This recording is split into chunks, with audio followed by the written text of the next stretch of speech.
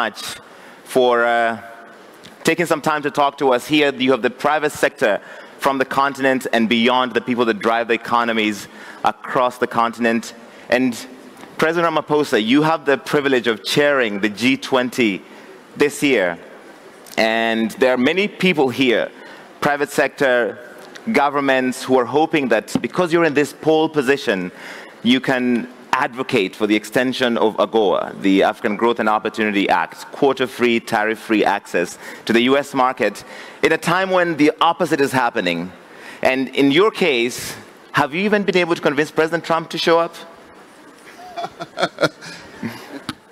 Well, there's still a long time from now to November, and a number of discussions will be ensuing. And so the G20 process consists of 130 meetings the whole year, and we participate with a number of countries, and the US also participates, and leading to that summit where we will, as South Africa, hand over to the United States. One would hope that it will all happen seamlessly and in an ordinary and well-managed manner. So we will see how this whole process will end up.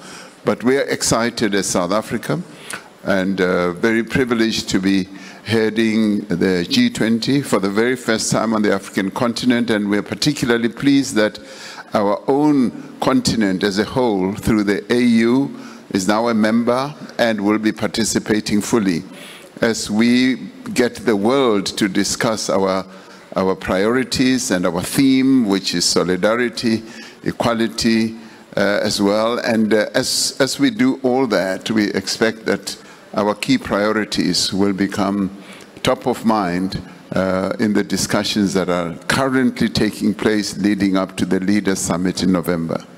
Thank you, Mr. President. And we are joined, so you wanted to jump in. Yeah, on the peace process, particularly in the conflict that's been happening on our continent, and particularly in the Eastern DRC, I'd like to compliment rather than contradict what President Kagame is saying. The processes that have been happening on the continent, either the Nairobi process or the Rwanda process or the AU process, have been very, very essential in building a foundation of peacemaking and also confidence building, up to and including agreements that have been reached for a ceasefire between the belligerents, up to and including the withdrawal of, say, the SADC forces as they are withdrawing now. I mean, people may think that President Kagame and I are in conflict, and some of you may have thought that there's going to be fireworks as we're sitting close to each other. It is wonderful to see you agreeing and not contradicting each other. You're all thinking it. So all these efforts have been building a very strong and firm foundation. And of course, because our countries on the continent are not islands, we don't live alone in this God-given world or planet. We have to interface and interact with others. So whatever contribution others can make who are extra African is important.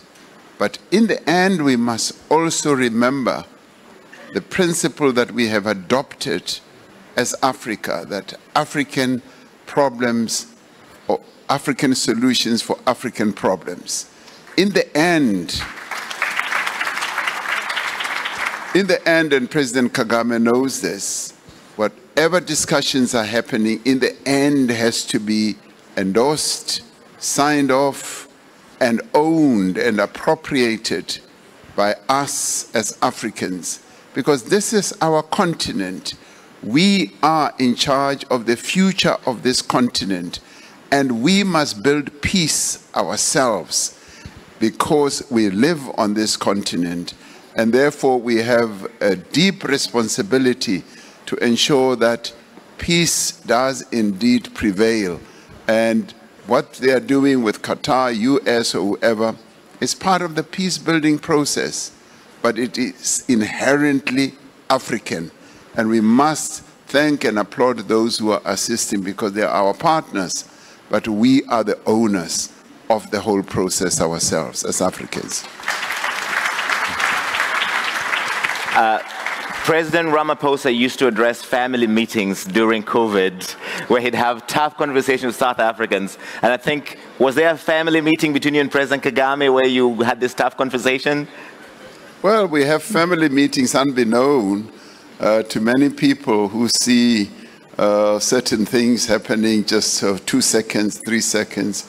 We have family meetings between the two of us, ongoing discussions, and on a speed dial with each other to discuss all manner of things.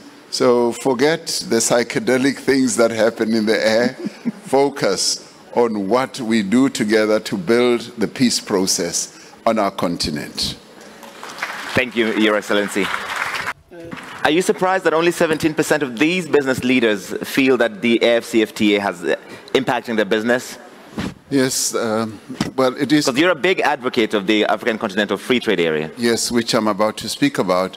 It's quite concerning if that is the perception. You know, as I walked in with President Ouattara, President Kagame and others, as I entered this room, I could smell money. And I welcome this opportunity to sit here and look at people who have money or control money. And as I look at all of you and I say, wow, these are people who control a lot of money on the continent. Right. And go beyond their 17% skepticism, because the Africa Continental Free Trade Area is a fundamentally transformative mechanism that was adopted by the leaders of the continent. And we should recognize and applaud the fact that the political leaders under the aegis of the AU saw wisdom, and led by President Isufu, and President Kagame was leading the reform process. They saw wisdom in scaling the fortunes of Africa up and moving us just beyond just talking about politics and the unity of the continent, and wanting to put in place the real building blocks of what will support that unity and the progress on our continent. And that was about the economic growth of the continent through engendering trade, and that's why the African Continental Free Trade Area was adopted. So it is an engine of growth. And through it, we'd like the private sector to embrace it, to participate in it, because what it does, it gives the African continent an opportunity to integrate. And it gives business people the opportunity to see the 1.4 billion people market on our continent, and a GDP of the entire continent adding up to $3.4 trillion. Now, with this agreement, we're then able to get the private sector working with the public sector to embark on meaningful projects such as infrastructure, because for trade to have meaning and to happen on our continent, infrastructure projects must be embarked upon. Roads must be built. Our airlines must work properly. Our ports must work properly. Our rail network must work properly. And this is where the private sector can then come and partner with the public sector, where we can work together. And the public sector is keen, having established or inaugurated the African Continental Free Trade Area, in integrating the continent. I saw the integration of the continent during COVID-19, when together as a continent we integrated ourselves when it came to personal protective equipment, and we set up a supplies organization or platform where we bought things together as a continent.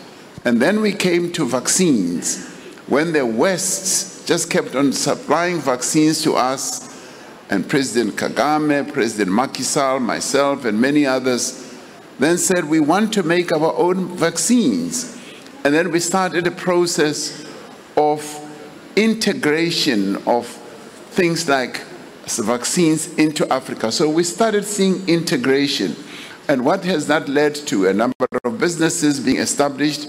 So what I'm saying is, we would like the private sector to follow in tandem with the public sector to embrace the AFCTA and also be active participants. Now, what the public sector will do is to de-risk, particularly when it comes to infrastructure projects, to de-risk a number of these projects through, obviously, the sovereign financial systems that we have in each country, and allow the private sector to participate.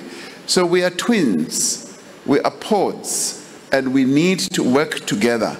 And I'd like to see that 17% skepticism whittling down. Right. This is a platform that the private sector must be active in. And the other benefit they will get is that it leads to institutional capacity improvement. It bolsters our skills base, the talent that the continent should have.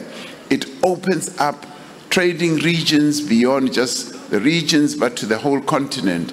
And this is precisely what we are going to be advocating also at the G20 when it comes to things like critical minerals. We want a critical minerals accord that will enable all of us to manage our critical minerals properly. And we can only do so when the public sector and the private sector move together and work together. So your money should be put to good use. We must not just smell it. You must come and put it to real good use. Thank you. Thank you.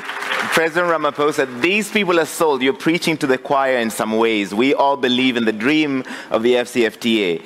But the borders are closed. The flights are expensive. We can't get visas to South Africa. Now, don't be too personal.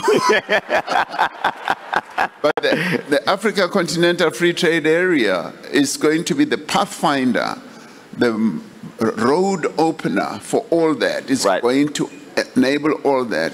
The movement of goods, the movement of people, the issue of visas is currently being addressed. And right. The pace might be slow, but it is happening, and it is going to happen. It's going to open the floodgate for economic activity on our continent. All and right. I would say, watch this space. It is going to happen. Thank you, sir. President